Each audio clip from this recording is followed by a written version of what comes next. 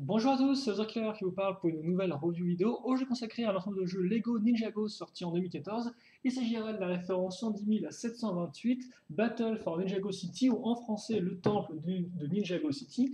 Ça coûte 106,9 € et ça contient pas moins de 1223 pièces. Donc c'est quand même assez gros, effectivement, c'est le plus gros set Ninjago pour cette année 2014. Donc comme on peut voir la boîte assez grosse, forcément la bannière Ninjago avec design en gros plan et le fameux temple ici à ce niveau-là. Mais pas que le temple, parce qu'on aura aussi visiblement Overlord, qui d'ailleurs en plus est bien mis en avant sur la boîte, Overlord inclus. Et pour d'ailleurs ceux qui ne connaîtraient pas Overlord, c'est qui? Eh bien c'est un peu le grand méchant de Ninjago, et ce depuis 2013 plus ou moins effectivement, et est encore de retour en 2014. Et donc voilà, on espère qu'on va enfin pouvoir lui mettre sa pâtée au Overlord. Donc on l'aura dans ce set. On aura aussi, comme vous pouvez le voir, pas moins de 8 figurines, donc 4 méchants et 4 gentils, plus ou moins, voilà. Et l'arrière, bien évidemment, et bien quant à lui, vous montrera le temple de face, de dos, ainsi que tous les petits mécanismes qui en ressortent et les petits éléments de jouabilité mis en avant, comme par exemple, effectivement, Jay qui ouvre la porte, parce que oui, c'est important de savoir qu'on peut ouvrir la porte avec Jay, genre, est-ce que le livreur de pizza est arrivé ou pas, parce que ça fait à peu près 40 minutes que j'attends. Donc, la boîte, c'est fait. On va passer au mode d'emploi pluriel parce que qui dit set dit souvent plusieurs modes d'emploi. Donc, qui dit gros set dit plusieurs modes d'emploi assurés. Donc, on va faire ça en petit focus automatique, quitte à faire. Voilà, c'est génial. Donc, premier mode d'emploi, rien, comme vous pouvez le voir. Hop là. Second mode d'emploi, on va indiqué ici avec toujours les. Ce qui me rappelle effectivement la première fois que j'ai eu du Jego 2014 entre les mains, c'était vraiment un chouette moment, quoi. Là, gagné avec Lloyd. Et ensuite avec Lloyd ZX d'ailleurs au passage, donc il y a des figurines qui datent de 2013. Et donc l'autre gros mode d'emploi, donc là niveau pièces, il y a de quoi faire, vous avez 3 pages de pièces. Puis donc les différents mécanismes sont à nouveau remontrés, c'est les mêmes que sur la boîte. Les boîtes de jeu, donc enfin non, 3 boîtes de jeu de la vague 1 de l'année, le site, Agents, donc, qui est un autre thème qui n'a rien à voir avec les Jago, c'est un thème d'action. Et enfin, une pub pour le jeu vidéo avec Zen, qui est quand même plutôt très cool, en version bien Nindroid qui ressort là. Et enfin, à l'arrière, donc là, vous avez mis en louche justement des modèles de la vague 1, donc avec le temple et la voiture de Guy, ainsi qu'un modèle vague 1, mais qui était quand même un peu plus édition spéciale avec le Destructoid. Et oui, d'ailleurs, c'est bizarre qu'ils le mettent comme ça, mais ouais, il me semble qu'effectivement, le Destructoid, c'était genre un modèle édition spéciale un peu, mais pas trop non plus, quoi. Bon, voilà. Trêve de bavardage, trêve de mode d'emploi, trêve de destructoid. On va repasser aux figurines. Effectivement, je n'ai pas précisé mes vidéos en 2 parties. Donc, une première partie consacrée aux figurines, aux véhicules de l'Overlord et aux planeurs de Zane. Et seconde partie qui sera consacrée entièrement au temple et un peu à ce qui en découle, quoi. Voilà. Est-ce qu'on a un peu de lumière ou pas là? Bon, on va voir, écouter avec ce qu'on a. Et on va commencer, quitte à faire, tiens, pour les méchants, effectivement, c'est pas spécialement les plus intéressants, les Nindroid, comme vous pouvez peut-être vous en douter, parce qu'on les a dans plusieurs modèles, et ce depuis quand même la vague 1, donc voilà, rien de nouveau à ce niveau-là, donc aussi bien pour celui-ci, comme vous pouvez le voir avec toujours le kimono ouvert qui montre la partie métallique. Je vous rappelle aussi que, comme vous pouvez le voir, on aura la tête qui a l'imprimé arrière, mais pas en fait une seconde expression, véritablement l'arrière de la tête et comment il est fait. Voilà, donc comme ceci. Celui-là vient avec la cagoule plus le petit côté métallique avec les 3 petits yeux, au plat comme ceci. Voilà. Et il vient avec une espèce d'arme qui combine plusieurs choses, quoi. Comme on peut voir, vous avez la hache, mais comme une lance, en fait, c'est un mec, il s'est pas trop décidé, quoi. Il sait pas si vous voulez une lance ou une hache, donc il a fait les deux, et ça donne une arme qui n'est pas spécialement intéressante selon moi. La seconde figurine, idem, même imprimée, sauf qu'elle est associée à un katana, mais elle vient aussi avec sa cagoule. Mais après, même imprimé de corps, c'est celui-ci. Et après, on aura quand même le second type de Nindroid, en fait, donc avec le câble à l'avant, mais là, par contre, donc une arme encore plus simple, comme vous pouvez le voir, et pas de cagoule. Voilà. Donc l'arrière qui est un peu différent, là encore imprimé arrière, même si on dira c'est normal vu que c'est la même tête. Et les Nindroids sont vraiment pas contents. C'est des robots, mais visiblement sont quand même capables de donner des expressions un peu spéciales. Et arrive enfin l'Overlord. Donc là, par contre, figurine qui est exclusif à ce set-là, ce ne sera pas la seule. et il ressemble à ceci. Alors, il ressemble à un gros truc noir et qu'on peut rien voir. Il ressemble à ceci, donc comme on peut remarquer, il a aussi une pièce d'armure qui lui est exclusive, hein, qui lui est personnelle, voilà. Donc vous remarquerez effectivement le côté un peu squelettique et métallisé, en doré d'ailleurs. On peut noter qu'il y a deux teintes dorées différentes entre le haut et le bas, donc ce qui peut être un peu dommage pour les perfectionnistes. Donc là on a une sorte de doré qui est un peu plus mat que là, qui est un peu plus flashy, donc c'est un peu dommage. La tête, là encore, donc qui est un peu flippante, hein, comme vous pouvez le voir, c'est du genre... attends, on va essayer de la mettre au maximum pour que vous puissiez bien. Voilà, un peu flippant. Et derrière, là encore, lui aura une arrière de tête, donc qui représente vraiment l'arrière de sa tête, en fait, qui est la continuation de sa colonne vertébrale, comme vous pouvez le voir, avec donc effectivement le côté exo-armure, en fait, exosquelette, et à l'intérieur de l'exo-armure, eh bien, on a l'espèce de brouillard un peu qu'est l'Overlord. Donc c'est vraiment bien réalisé. Il vient avec un casque, donc qui n'est pas un nouveau moule en soi, donc je vais peut-être un peu calmer mon focus, qui a effectivement pas un peu dans tous les sens. Attendez 2 secondes. Hop là. Et vient ensuite son arme. Donc là encore, c'est un peu une lance avec la hache des Mindroid, mais qui rend peut-être un peu mieux, je trouve, hein. Forcément, le côté doré est bien et va de pair avec son armure. Et à noter aussi, si vous n'aimez pas ça et que vous voulez le mettre avec des jambes, vous pouvez aussi le faire parce que Lego vous fournit des jambes noires en plus. Alors après, par contre, aucun imprimé, hein, juste des jambes noires et puis c'est tout. Et par contre, vous avez peut-être noté qu'effectivement, deux des Mindroid avaient des jambes imprimées et l'autre n'en avait pas. Voilà. Vient ensuite donc les ninjas, et on va commencer avec Kai, pour une raison particulière, c'est qu'effectivement c'est le seul des 4 ninjas qui n'aura pas de nouveaux imprimés, et donc en soi qui n'est pas vraiment exclusif à ce set-là. Donc comme on peut voir, on va retrouver effectivement l'imprimé qu'on avait en vague 1 2014, aussi bien à l'avant qu'à l'arrière. Par contre, il viendra comme les autres ninjas avec ses épaulettes argentées et les 2 katanas qui vont avec, ce qui n'est pas rien. Et le reste, hein, la tête c'est pareil, donc avec effectivement le bandana qui cache la tête, la coupe de cheveux, 2001 vague 1, et aussi tout de même sa Technolab, ou sa Technoblade en anglais. Donc il ressemble à ceci, hein, mi-tronçonneuse, mi-Technolab. Et là encore, la pièce transparente rend vraiment bien comme ça en joueur. Et là, ça devient intéressant parce qu'effectivement, on va avoir maintenant des nouveaux imprimés de corps donc pour nos autres ninjas qui restent. Et ça, quand même, c'est plus sympathique parce que je ne pensais pas personnellement qu'on allait avoir. Alors, par contre, excusez-moi, voilà, un effet de caméra un peu bizarre. Parce que je ne pensais pas que Lego allait nous fournir à nouveau des nouveaux imprimés, mais si c'est bien le cas. Et donc, on va voir ça déjà avec Zane. Donc, Zane qui n'est pas en reste, parce qu'effectivement, Zane avait déjà eu 2 imprimés différents dans la vague 1, un abîmé, l'autre normal. Et donc là, comme on peut voir, un nouvel imprimé, donc qui est beaucoup plus armuré en fait, un peu plus propre, avec des couleurs un peu argentées aussi. Il viendra aussi avec un bouclier, comme vous pouvez le voir, donc bouclier bleu transparent, et l'arrière, donc, comme ceci. Alors peut-être que j'ai... Voilà, avec son petit sigle de glace qui va bien.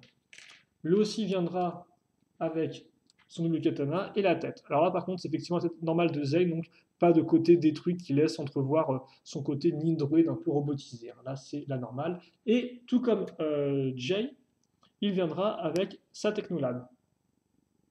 Et donc là encore, Technolab bleu transparent plus bouclier bleu transparent, autant vous dire, c'est efficace, hein. Voilà. Puis vient Lloyd, donc Lloyd là encore aura le droit à une nouvelle armure, donc comme vous pouvez le voir, c'est au final dans le même style que celle de Zane, donc avec une espèce de bouts de tissu qui sont reliés à certaines extrémités et des armures pour le reste. Vous connaissez la rengaine, double katana plus épaulette et tête comme en 2014 avec une. À noter que ce sont juste leurs armes. Là, par contre, Lloyd n'a pas une troisième arme en plus des 2 katanas, même si après on verra qu'il y a quelques armes dans le temple.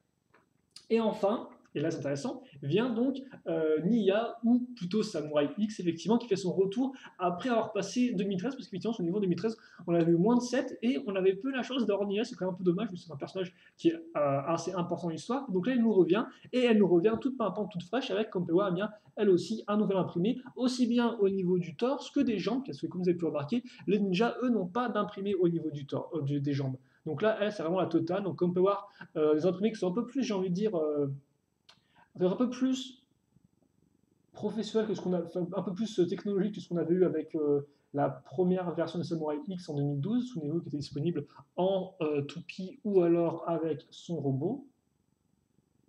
Donc voilà, là on conserve effectivement un peu ce côté 2014 vague 2 avec les armures un peu plus carrées et le côté un peu tissu, hein. Voilà.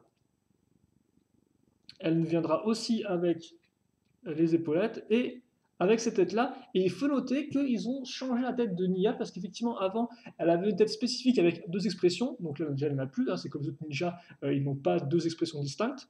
Donc là, une seule expression. Et aussi, c'est une tête de femme au final que Lego a utilisé dans pas mal de sets, dans à peu près une quarantaine de sets. Donc ça fait qu'au final, eh bien, Nia maintenant a une tête de mini-figurine femelle, tout ce qui a plus de normal. Alors je sais pas trop pourquoi ils ont décidé de changer sa tête pour en faire une, pour en reprendre une déjà existante, alors que bah, ils avaient déjà une tête de Nia en 2012, quoi. Mais voilà, donc visiblement, bah, la réalité de Nia 2012, elle n'est présente que dans la toupie et dans le mecha. Maintenant, c'est une tête, au final, c'est une nouvelle tête entre guillemets pour Nia, mais qui n'est pas nouvelle pour Lego, vu que c'est une de leurs vieilles têtes de femmes, une vieille tête. Voilà quoi, c'est une tête qui était déjà existante auparavant. Et bon, par contre, effectivement, le casque, quant à lui, est réminiscent de 2013. Tu me diras aussi, c'était déjà très bien comme ça, donc je vois pas pourquoi ils avaient changé. Et donc, effectivement, comme vous l'avez compris, nos figurines au final de donc Nia, Zane, Lloyd et Overlord sont exclusives à ce set-là. Voilà, vraiment. Après, on pourrait effectivement dire que déjà, il est entre guillemets exclusif parce que là, il a des épaulettes plus double katana, mais au niveau de la figurine en elle-même, son accessoire, voilà, c'est les 4 qui sont exclusifs à ce set-là, et c'est quand même pas mal du tout, quoi. Vient ensuite pour Zen, justement, bah, le petit, il est pas au bout de ses surprises, un planeur. Alors, effectivement, je vais recaser.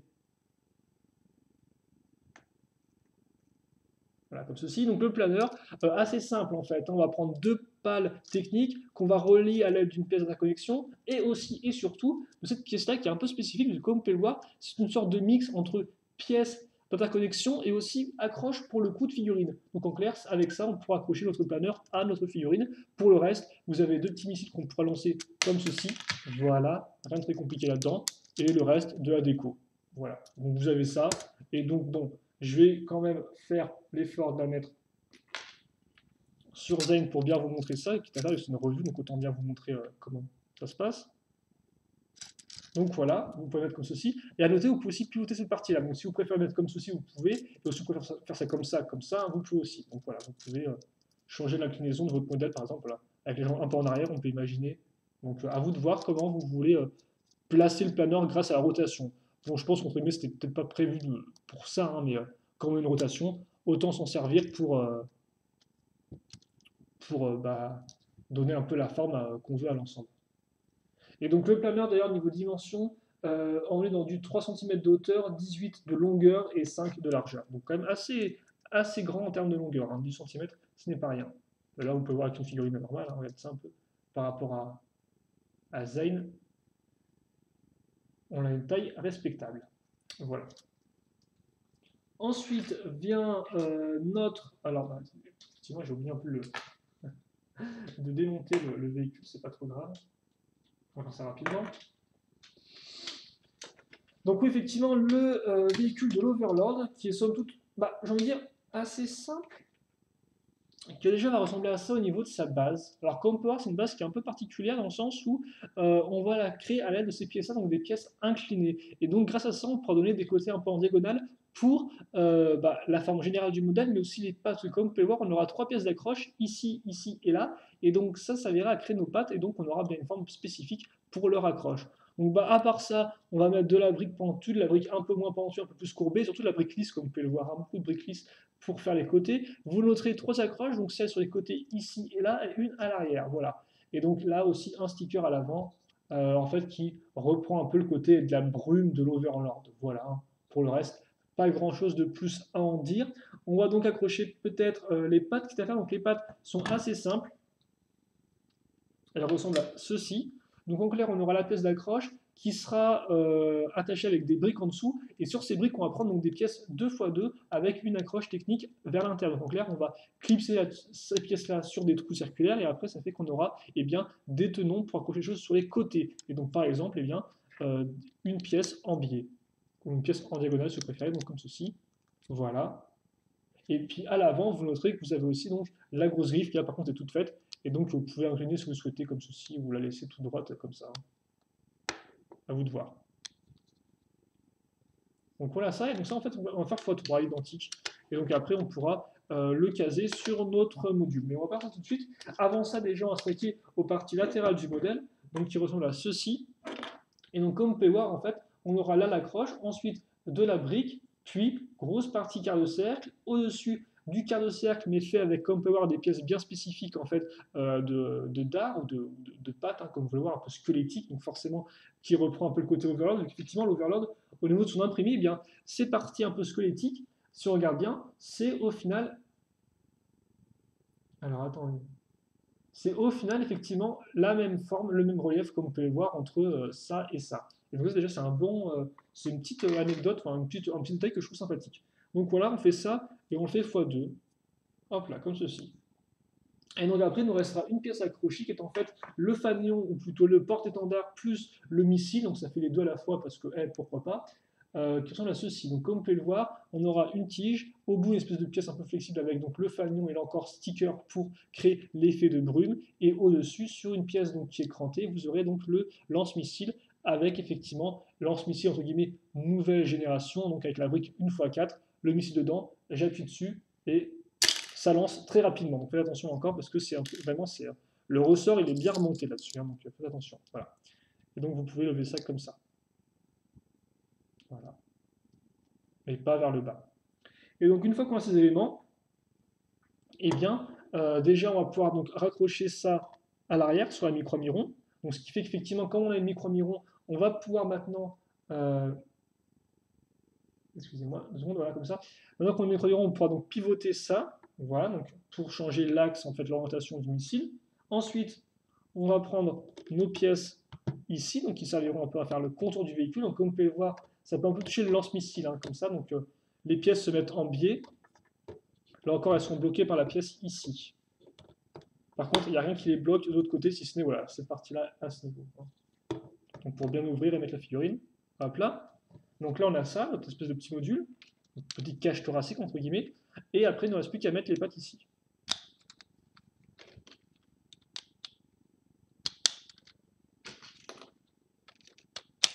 Comme ceci.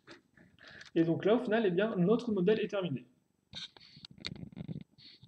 Alors, on va peut-être le remonter avec le fanion. Donc, voilà à quoi il ressemble. Alors, est-ce qu'on est bien niveau focus? Ouais, je vais laisser en juger le focus automatique. Hein. Voilà, donc niveau dimension, on est dans du 13 cm de largeur, 13 cm de profondeur, hein, 13, comme ça, donc forcément c'est un peu les mêmes pattes, et 13 à 18 cm de hauteur. En clair, 13 cm de hauteur, c'est quand on s'arrête au missile, 18, c'est si vous incluez aussi avec le porte-étendard. Et donc voilà, un véhicule au final qui est plutôt simple. Donc comme j'ai dit, niveau fonctionnalité, vous avez les pattes qui sont donc crantées, donc ça fait qu'on a l'articulation sur les côtés et aussi de bas en haut.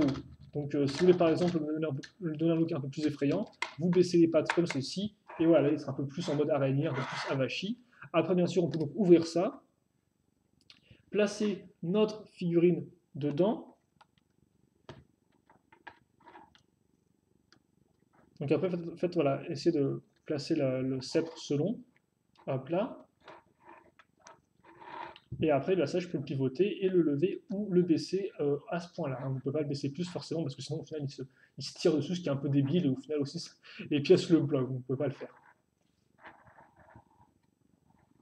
Voilà donc pour ça. Et donc, si vous voulez un peu une comparaison de taille, alors par contre, peut-être que je vais prendre un autre bouquin histoire qu'on soit bien, hop là, qu'on puisse bien le voir comme ceci, hop là, comme ça, voilà.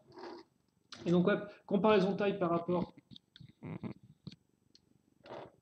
une figurine. Voilà, donc, comme on peut voir, on a un véhicule en soi qui est pas non plus énormissime, mais qui, par rapport à une figurine, a quand même une certaine masse.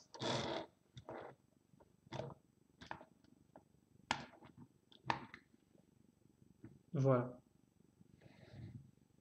Et donc, écoutez, je pense qu'on a fait le tour pour cette partie-là. Donc, je vais vous montrer tout ce beau petit monde ensemble.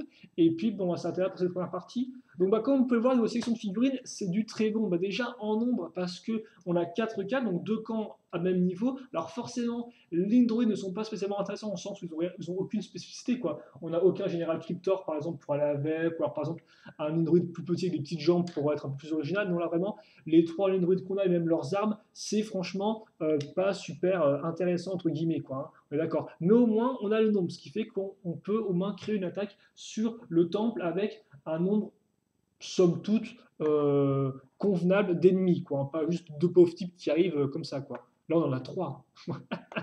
Et en plus de ça, bien sûr, on a l'Overlord, c'est quand même une très belle figurine, malgré les deux dorés un peu différents. Mais ça, par contre, je sais pas si ça vient de ma figurine ou si c'est sur toutes les figurines. Ça, je peux pas vous le dire. Je pense honnêtement que c'est sur tous, mais après, là encore, j'ai aucune. Vraiment, je pourrais pas vraiment vous confirmer.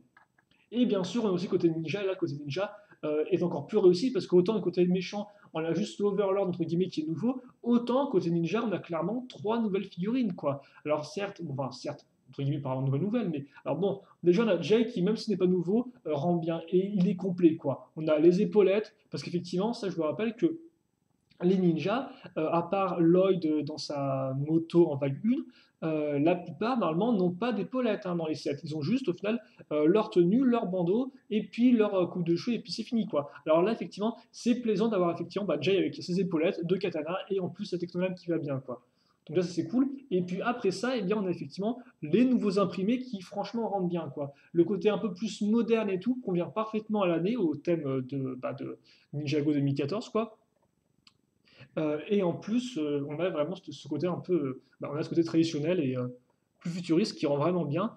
Et voilà, quoi. On n'a pas non plus n'importe quelle figurine parce que je veux dire, on a donc Zell qui est un personnage qui est vraiment qui est le personnage de cette année 2014. Et avec, on a tout de même Lloyd qui n'est pas rien, mais c'est quand même le cinquième ninja. Il est quand même assez important en soi. Et surtout, moi, c'est peut-être plus un avis personnel, mais c'est vrai que honnêtement, Lloyd avec sa coupe de cheveux comme ça, ses habits verts et ses épaulettes, il est vraiment super classios, quoi. Il était déjà classe effectivement avec sa petite moto avec, contre l'Overborg, mais là il est toujours autant. Et puis aussi, on a Nia qui effectivement elle n'était pas là en 2013, donc qui revient, toute pimpante, nouvelle tenue. Un peu dommage pour la tête, parce qu'autant elle rend bien telle quelle, mais je me dis à quoi ça servait de la changer, quoi, alors qu'avant elle avait tête qui était vraiment entre guillemets à elle, quoi. Bon, là encore on perd pas grand chose, mais je me dis quand même, je comprends pas trop ce choix, voilà. Donc, bon.